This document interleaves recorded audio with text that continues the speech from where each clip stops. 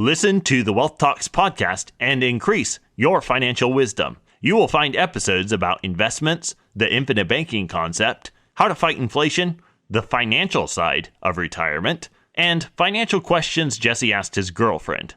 Listen to the Wealth Talks podcast on any podcast platform or watch it on YouTube. There are new episodes of the Wealth Talks podcast weekly. Search for Wealth Talks podcast online and subscribe for free.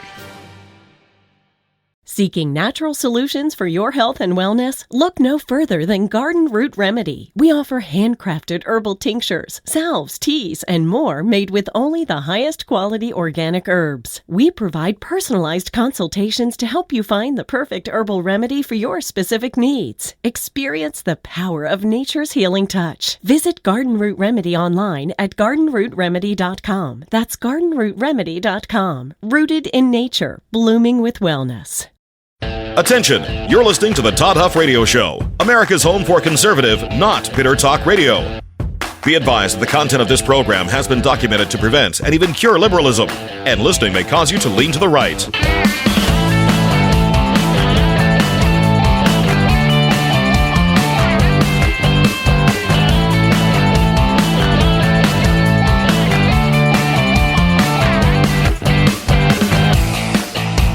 Here's your conservative, but not bitter host, Todd Huff. Ah, yes, my friends. Conservative, not bitter indeed. Thank you so much for tuning in to this hour of the Todd Huff Show, your home for conservative, not bitter talk. I don't care. I do care, but I'm going to say it this way. I don't care what your political persuasion is today. I welcome you to this program. You can be a conservative like me, a libertarian. You can be a moderate. You can be a liberal. You can be a leftist.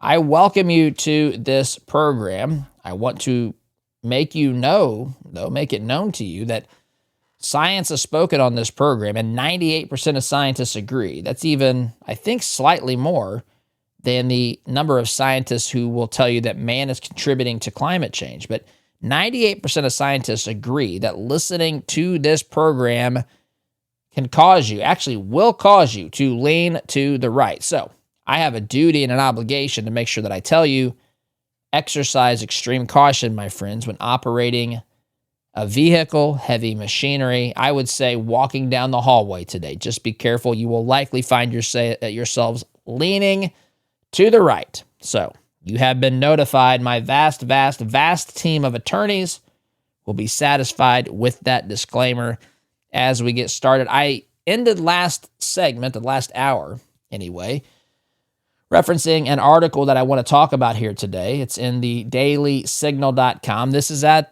our website in the stack of stuff if you want to read this thing in its entirety. This article was posted a couple of days ago over the weekend, written by Tailor O'Neill. The Daily Signal. It's called Follow the Money. Is this the real reason the left is freaking out about the Department of Education? So, last hour we spent some time talking about obvious things that any rational human being, any fair-minded American would be in favor of, the things that Trump is doing. Listen, I understand that every person in this country is not going to like everything that Trump does. I do, however, believe that the things we talked about are obvious things that any person should say, you know what, I can at least see where he's coming from on that. It would be nice to have no waste, fraud, and abuse. It would be nice, although we didn't talk about this specifically. It's funny. I heard Bernie Sanders talking about cutting fraud and abuse, which, I mean, why is it only a big deal now? It seems to me that they've excused the government along every step of the way of being exposed for what they've been doing to us. But now Bernie Sanders is out there saying, well, yeah, we all want to see this ended. Okay, then get on the side of DOGE, Mr. Sanders. He also said that no one wants to see illegal. I'm not making this up. I'm not going to play the clip because it was in yesterday's stack of stuff. I'm just setting the table here for really how obvious it is that you have to basically agree with what Trump's doing on these issues anyway. It's popular with the American people. It's popular with people who have sense. But Bernie Sanders is saying, yeah, nobody wants to see illegal immigration. Then why did Biden do everything the opposite of what Trump did to secure the border? I mean, we are being gaslit to the nth degree here, my friends, because they've lost these arguments. They've lost them. We have to keep the pedal to the metal here.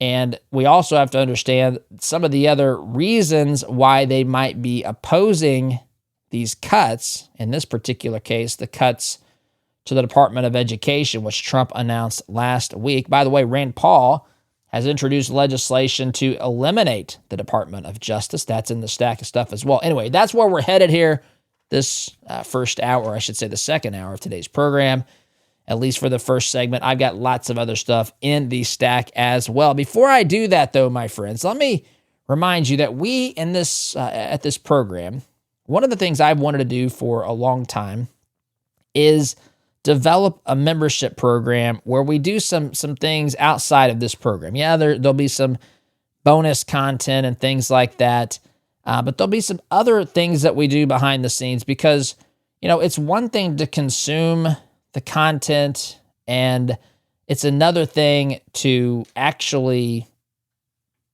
be disciplined about using it, be disciplined about using what we're learning, whether it's on this show or just through our own observations or through other sources, and actually doing something with it. I like to say that I want to help folks be better and not bitter, of course, as we're conservative, not bitter on this program, but be better in our abilities to persuade, in our abilities to move the political needle, to have some ability to lead and just actually influence those in our sphere of influence. So that's what we're trying to do here with our Inner Circle membership program. And you can become a member for life. For life, my friends. $99, one-time investment. You'd be a founding member. This is a limited time offer. The program is going to officially launch later in the spring. And we're looking to build this alongside of you. So I'm looking for a relatively small number of members, founding members, to get started and join us. If you're interested in that, you can text the word join, Join, join, to 317-210-2830. Again, text the word join to 317-210-2830, or you can visit our website, toddhuffshow.com/join. Again, that's toddhuffshow.com/join. You can do that. You can learn more information and secure your spot today, my friends. Let's grow this thing together. So, all right, here we go. Follow the money. Headline here, the Daily Signal. Tyler O'Neill. Is this the real reason the left is freaking out about the Department of Education? Here's what he says. Judging from the left's responses to President Trump's order to wind down the Department of Education, you might be forgiven for thinking the president has just started World War III. Donald Trump has officially declared war on America's students. That's from Representative John Garamendi, a radical leftist from California. He posted that on X. Kelly Robinson, the president of the Human Rights Campaign, responded to the news by accusing the administration of aiming to, quote, demolish the nation's public education system. I'm so mad. I'm spitting mad about this because it's hurting the people who can't vote. Children don't vote. That's Randi Weingarten. You know her as being the president of the American Federation of Teachers. She said that on the radical outlet MSNBC. The article says this: these people, of course, know, of course, that eliminating the Department of Education doesn't actually mean declaring war on America's students or demolishing the public education system. My friends, this is a ruse. This is a hoax. This is political theater. This is trying to make an issue, stir people into a frenzy where there really is no reason for that, because for reasons he'll get to and we'll talk about here. But going back to the article, he says this: even school choice, which may weaken public schools by allowing tax dollars to follow students to homeschooling and other options, will only introduce competition for public schools, not destroy them. That's a great point, by the way. I want to pause here for a moment. For the people, listen, I'm a school choice guy. Indiana, my state, has taken some big steps in helping students go to schools that they actually find to perform well for them. This, I think, is a good thing. You know, when I was a kid, and if you're older than me, when you were a kid as well, you went to school whatever was the closest district to, well, sometimes that's not even true, but whatever they determined your district to be, right? And so that's where you went to school. And your local tax dollars went to supporting that local school system. And then the school system was tasked with the responsibility of teaching students. I've seen some funny videos, by the way, on social media where people have said things like, to a teacher, to a person who is considering a college career, what career path do they want to take? Actually, a comedian may have said this. We need you to teach children math. Okay. I forget who said this now. I think it was a comedian. Well, does the kid want to learn math? No, the kid doesn't want to learn math, but we need you to teach the kid math. Okay. Well, where's this kid from? Well, he's from an area that we've deemed close enough to our public school facility that he's going to come to this school. So he's just some random kid who happens to be in the area who doesn't want to learn math or whatever. Insert your favorite subject here. He doesn't want to do those things. We want to pay you to do this. And of course they, as most of these things do I get paid? Yeah, you get paid, but you don't get paid very much. That's the story with that. Anyway, but you get the idea. So public schools used to work generally that way. There's some comedic effect there by the comedian, but the idea was, okay, we're going to have this. Everybody has a right to education. We're going to provide it. Teachers come here, do this, and kids are going to come in and they're going to get smarter. But the problem is a lot of things. Number one, there's no competition. There is no competition, no practical competition. Now, you could have homeschooled, but that is a difficult reality for a lot of people. It's a difficult reality for a lot of people. We homeschool. It has been a difficult reality for us as well. I mean, there are things you have to do differently. I mean, you have to decide, are we going to have, how are we going to have only one working spouse or whatever? All these sorts of things that goes into the equation. Can I pick up an extra job? The whole thing of just feeling intimidated of teaching. I wasn't trained to be a teacher. Can I be a teacher? All this stuff. Turns out it's gone well for us, not without its challenges, of course, not without its problems from time to time, but it's been something that we're glad that we've done. I think our kids have been glad that we've done it as well. We'll have to wait and see what they tell the counselors in 20 years from all the damage the parents have done. I'm kidding. But anyway, so this is really, these were the only options at some point. And really, the homeschooling option, at least in the minds of people, is not really a feasible option for some of the reasons I've laid out there.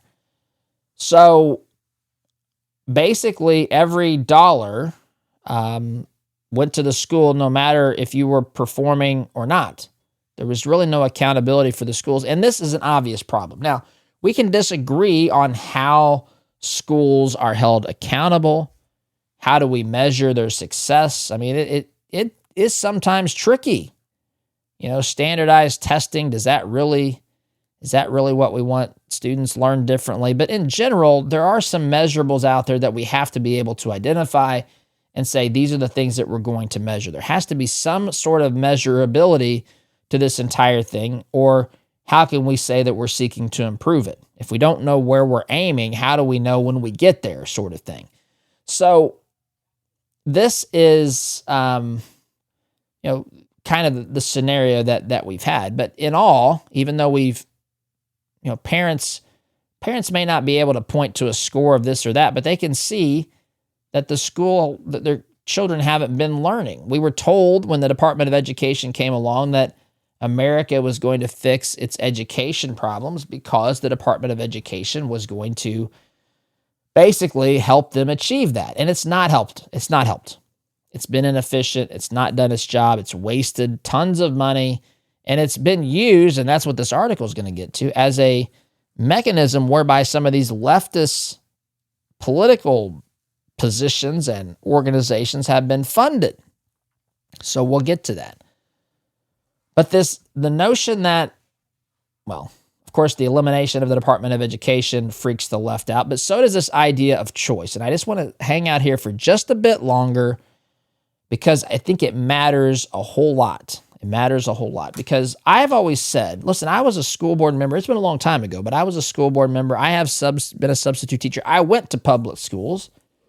I had some great teachers. I had some terrible teachers and everything in between. We had some great administrators. We had some terrible administrators and everything in between. This is just the nature of it. But I've always wondered how we can expect to teach. This might upset some people, but I stand by this. How can we expect to teach kids how to live in a free market society inside a little socialist bubble? And because that's what public school really is. There's no direct competition. So in the normal world, if you're in the private sector, you have competitors. If you don't do something well enough, if you don't have a novel idea that differentiates you from your competitors, if you're more expensive, if you don't deliver the results, you pay the price. People stop doing business. If you own a restaurant and you deliver them crummy food, they will start to go to other restaurants, or they will at least stop coming to your restaurant. It forces you in a healthy way. It encourages you, how about that, to make changes to make the overall experience better. And that can be the quality of food, the environment, the way that they're treated in the restaurant, all these sorts of things, right? And I just picked restaurant there, but you can insert any type of business that you can imagine. But see, we don't have that. Well, we don't have that until there's school choice. If you have a defined territory, as public schools did, and there's basically no way for a student to go anywhere besides that school in that designated territory, there is no healthy pressure on causing an improvement in the overall education. Now, you can say, well, I really want students to do well. And listen, I think that there are lots of teachers and administrators that desire that. But I'm going to say, as someone who has been on the cutting edge of small business here, at the point of the spear, your intentions can be a wonderful thing, but the game changes when your survivability is at stake, right? So if you go from thinking, you know what, I want my kids to do well, but I go home every night, I'm well fed, I get my vacation, I own a house, I've got some time, I don't have to, I'm not really in this place where I have to figure out a way for this to work. If it doesn't work, there's no direct impact to me. Well, that's different in the private sector when there's competition. You're fighting for the survival and growth of your business, the families that work there. And I understand that, you don't want it to be the wild, wild west completely, but there's absolutely nothing wrong with having there be competitive forces in education. And if you're providing for the student and you're making, the parent happy for providing a quality education, oh, by the way, for also providing a safe environment, for not doing some of the stupid stuff that parents speak out against at school board meetings. If you're not doing that sort of stuff, turns out parents might be more inclined to continue going to your school because that, after all, is what the parents want. They're not interested in just building this utopia just because they live in the area. They want their child to be educated.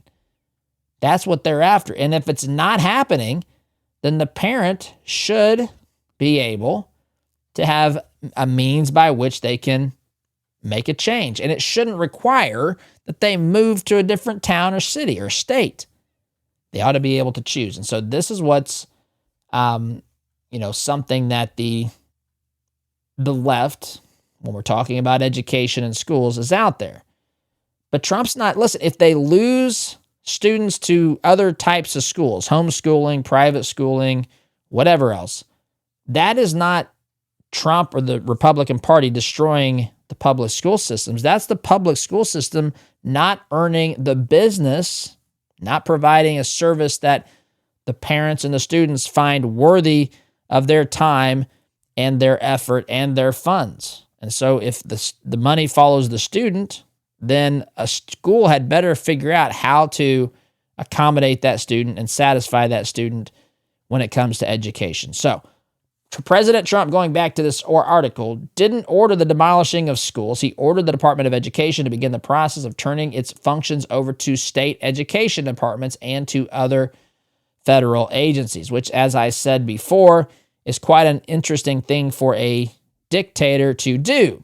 For instance, going back to the article here, Trump, directed that the Small Business Administration should start handling student loans, and the Department of Health and Human Services handle special needs and nutrition programs. You'll remember, if you listen to this program for any length of time, when the left was first crying about the end of the Department of Education, when they saw that this was coming, this was something that was on Trump's radar, and he was serious about this, they said, no, what are they going to do about all the kids who have special needs? The only organization apparently in the world, or at least in this country, that knows how to handle education for special needs kids is the Department of Education, which I said is preposterous. You got to be kidding me. What sort of foresight must one not have to see that if there's a critical part of what the Department of Education is doing, that it would be assumed by some other part of the government or handed over to the states or whatever that looks like. Special needs, education, nutrition programs, and the like. Now, you can have your qualms with these things, whatever. That's a different story for a different day. But this was all fabricated lies and deception by the likes of Randy Weingarten, by the teachers union, by the folks who were going to stand by and defend the Department of Education at all costs. Going back to the article, sure, the left may not trust President Trump to reassign all the department's functions to other parts of the federal government, but this sort of restructuring hardly represents the death knell of public education. It does, however, represent a serious threat to the big national teachers unions. Bingo, bango, that's absolutely true. And those teachers unions are part of the left's funding apparatus. 100%, my friends.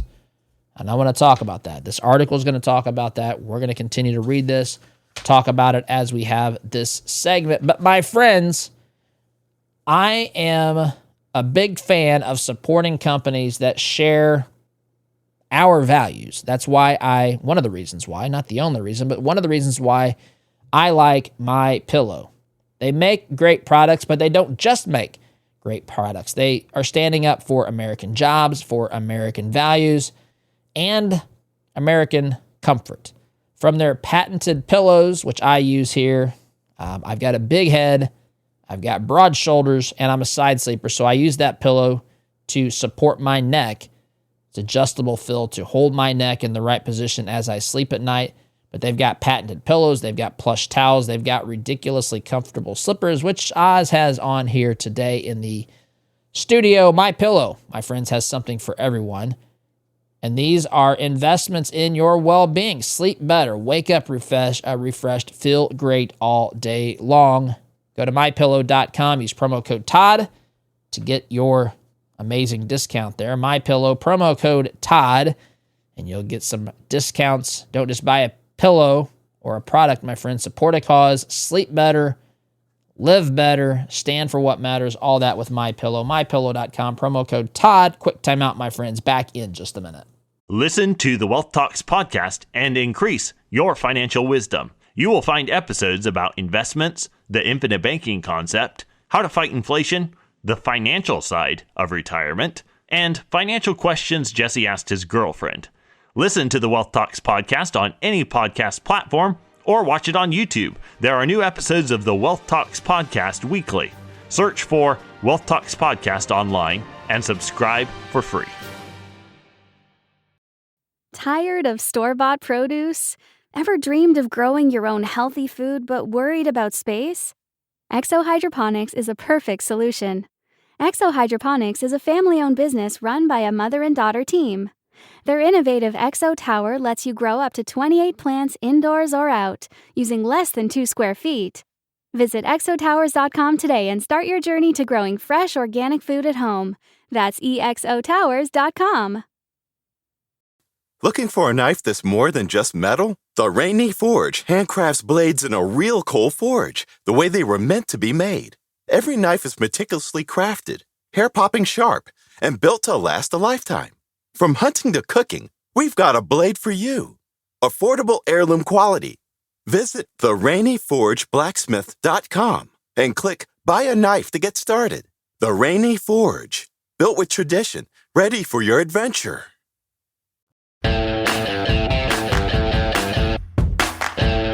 Welcome back, my friends. So, let's continue here, going through this article at the Daily Signal, talking about what might be the real motivation that the radicals, the left, oppose the dismantling of the Department of Education. Here we go. America's two largest teachers union, the American Federation of Teachers, and of course the ever so beloved NEA, the National Education Association, are notorious for bankrolling Democrats and leftist causes.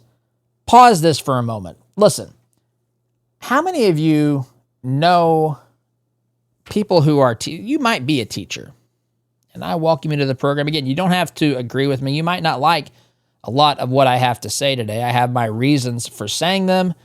You can disagree with me on the substance of that. And I welcome to hear from you where you think I'm wrong on this. But how many of us, and I would say I'm in this group, we know teachers who are good, decent, wholesome people. They are reasonable people in every measurable way. But yet, in some of the craziest ways, they are siding with the left. Siding with the left maybe on the issue of, well, transgender issues in the classroom, the LGBTQIA plus agenda that's being pushed on students by many districts. They might be in favor of keeping certain things quiet or hidden from parents regarding their students. They might be, who knows, any number of things. They might be in favor of doing things covertly, keeping parents out of the know regarding what's actually happening in school districts. They may not be, but there are examples of people who are, I would say, conservative in many measurable ways, but because they have been hijacked by the NEA, they become leftists, at least in one particular area. That's why I say the Democrat Party has become a hodgepodge of people. They've got their extreme radical leftists. They've got their people who refuse to accept truth. They've got people who are just a little bit liberal, just a little bit left of center, people who are still thinking that they can be a traditional Blue Dog Democrat or a Reagan Democrat or even a Kennedy Democrat and have a home in today's Democrat Party. They've been abandoned by these folks, but they won't acknowledge that or accept that. You've got union Democrats. You've got a lot of single issue voters. You got people who are pro-choice. They're conservative in every other way, but they're pro-choice. Even those who say, look, I would never have an abortion. I couldn't do that, but I don't want to tell someone else what to do. I know lots of people like this. Actually had a conversation with someone who was like that. And after the conversation, he said, I'd never thought about it like that before. I'm now pro-life because that's what, it doesn't make sense, these arguments that are presented by the left. But it's become a hodgepodge of people. And collectively, they end up empowering these leftists to push this country in a crazy direction. But there's not that many people who are actually leftists. I would put teachers in this category. Now, I also know that there are teachers out there who have sought the position of being a teacher because they are a social justice warrior or they want to basically undo the things that conservative kids have been taught by their families. They want to be told, they believe that they're telling kids the truth when they open their eyes to some of these radical issues and agenda items and so forth. There's certainly a percentage of teachers that are unhinged in their leftism, but that's not the vast majority of them, although I would say it's growing. But a lot of teachers, they're part of the union. They're sending in union dues. I've had teachers tell me this. I don't agree with what the union does, but I get pressure to join the union. Well, don't fund this stupid thing, because look at what your money is going towards. Notorious for bankrolling Democrats and leftist causes. By the way, I wanted to say something about this. This dovetails nicely here. The NEA could not be listed at Freedom Marketplace because they're supporting leftist candidates and leftist causes. And so Freedom Marketplace is a place where you can go. It's absolutely free to you. It's something that we've built here at the Todd Huff Show.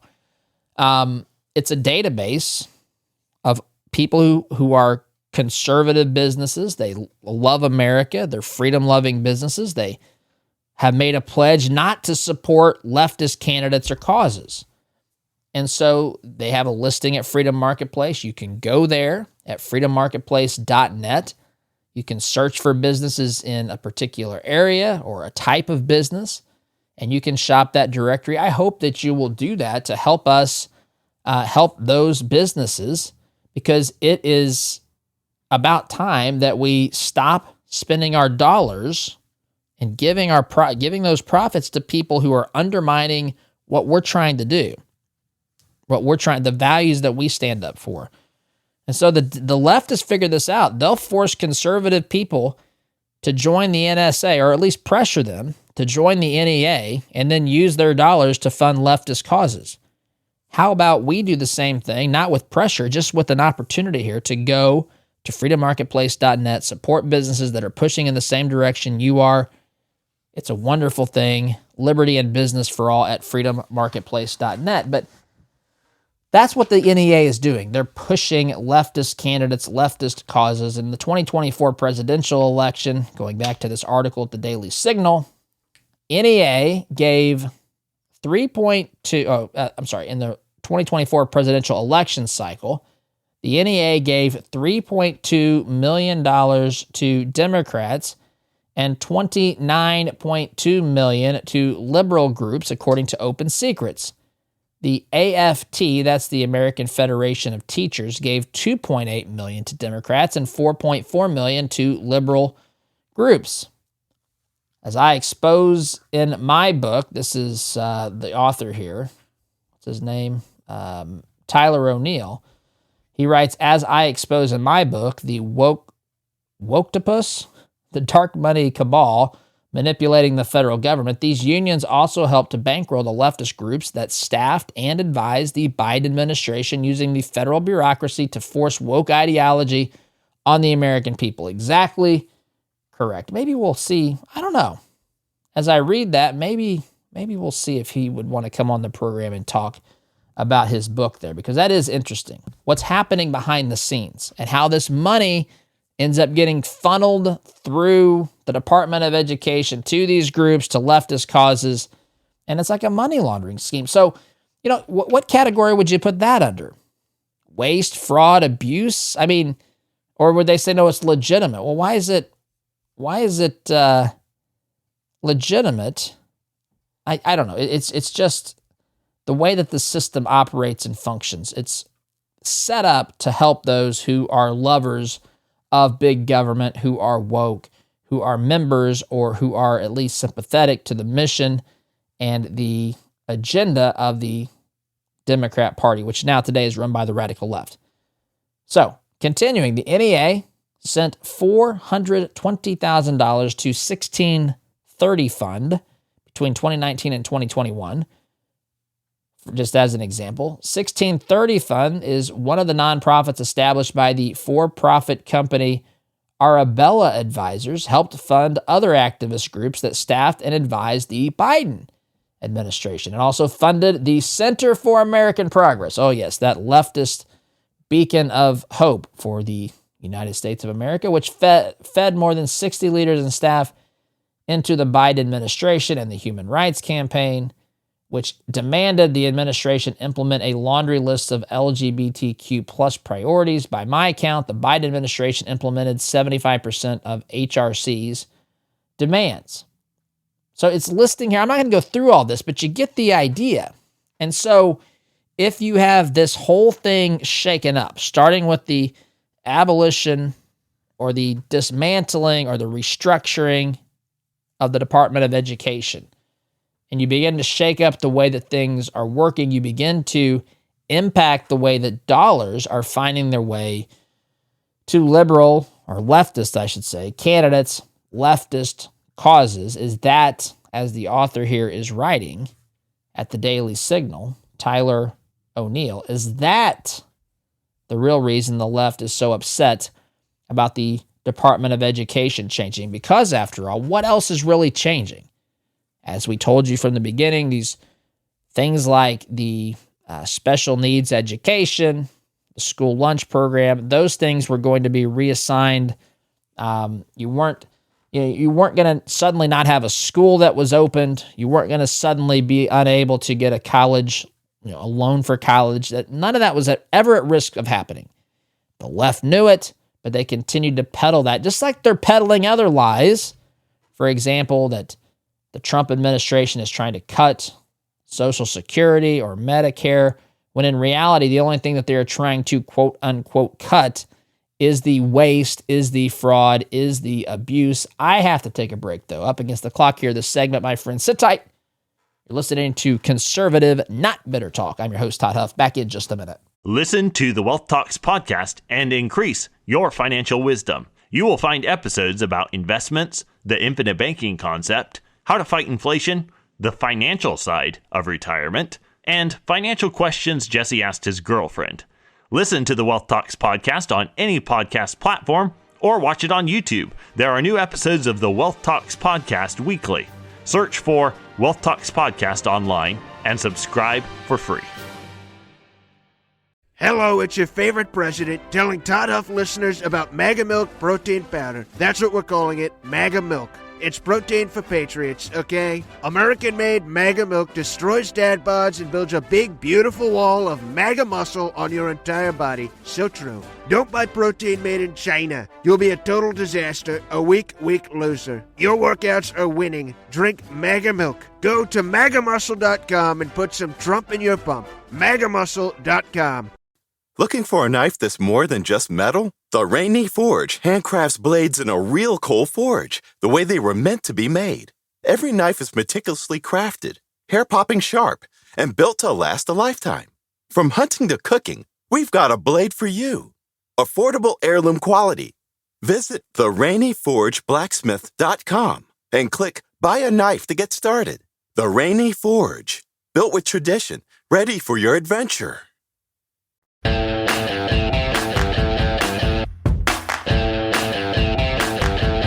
Welcome back, my friends. I know time flies here at the Todd Huff Show in the final segment of Hour 2. If you missed any of this program, good news, you can go to our website, toddhuffshow.com. You can listen there. You can also download the podcast wherever you listen to podcasts if you haven't already done that. You can listen to clips of the show on social media like Facebook and YouTube. Heck, I'm even on TikTok. You'll find out quickly I do, in fact, have a face for radio and podcast. But anyway, you can go to all of those places if you just need a little bit more of the content, which I understand. I completely understand that. But final segment here. I want to, I think I may have misspoke here, or maybe just got this wrong earlier. I think I might have said Rand Paul introduced, meaning he has done so already, a bill to get rid of the Department of Education. He is planning, is preparing to introduce a bill. So his father, Rand Paul's father, who of course ran for President Ron Paul. There's a time when Ron Paul was saying these things a long time ago, the things that needed to be needed to happen that now are beginning to happen, including the end of the Department of Education. But Rand Paul is going to introduce a bill to eliminate it formally. And he was on Face the Nation with Margaret Brennan. Yes, that Margaret Brennan. I just want to play this clip as we're talking about the Department of Education. Margaret Brennan is no friend to conservatives. She's at least posing to be a journalist. She's, of course, part of the Democratic Party's PR firm, trying to advance the Democrat Party and their initiatives and policies and so forth. But she's just, I don't like to say that she's just not very likable. In fact, she's very, very abrasive, incredibly condescending. But there's countless examples of her having guests on here like this where you can just feel the attitude. So she thinks she's got a gotcha question for Rand Paul. She's talking about the amount of money that Kentucky, Rand Paul's state, gets in education from the federal government, which pause that for a moment. Just let all this sink in. There was a time, I got to get to this quickly, but initially when this country was founded, states had a responsibility to, based upon their overall size and percentage of the country, they were responsible for footing the federal government's bills, I guess you could say.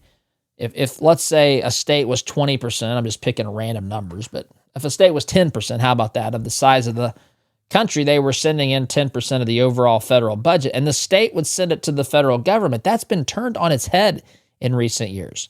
Congress passed we passed a constitutional amendment whereby the federal government can tax people directly, taking the money to Washington, D.C., and then the federal government can sit there with all their rules and their agendas and tell the states, if you do things we want you to do, we'll give you some money for it.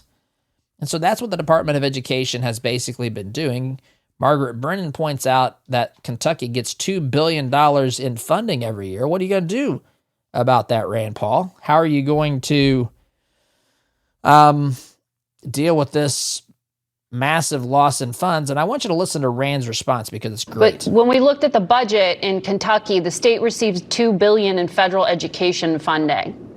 Do you have a guarantee that the federal government, federal taxpayers will still provide $2 billion in education funding? I love this answer. That seems important to your state. I'd rather. That seems important.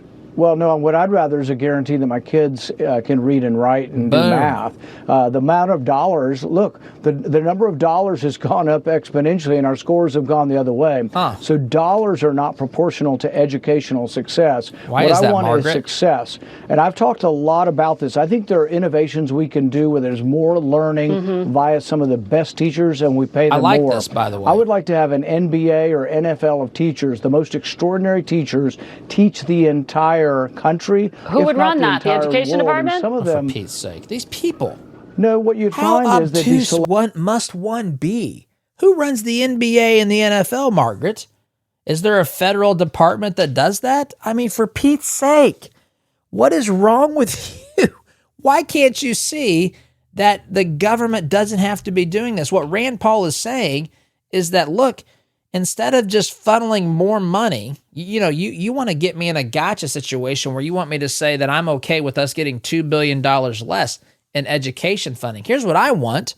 I want our kids to be able to read and write and do math. And the way we've been doing it is clearly not working. I mean, it couldn't be going in the worst direction. We're spending more money for less results.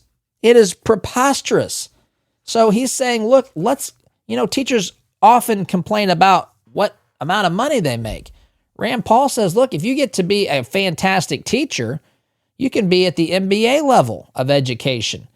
You can be a teacher online to where you're reaching many kids and where there is, kind of supplemental support.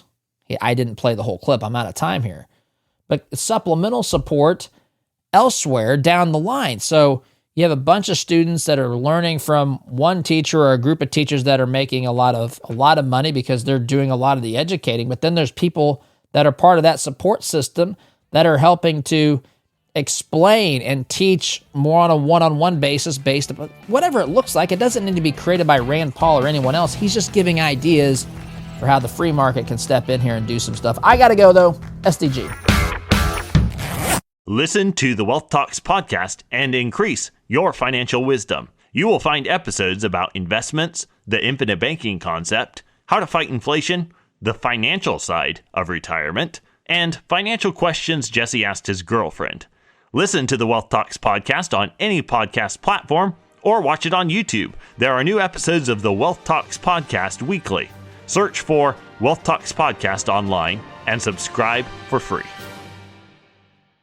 Hello, it's your favorite president telling Todd Huff listeners about Mega Milk Protein Powder. That's what we're calling it, Mega Milk. It's protein for patriots, okay? American-made Mega Milk destroys dad bods and builds a big, beautiful wall of MAGA muscle on your entire body. So true. Don't buy protein made in China. You'll be a total disaster, a weak loser. Your workouts are winning. Drink Mega Milk. Go to MAGAmuscle.com and put some Trump in your pump. MAGAmuscle.com.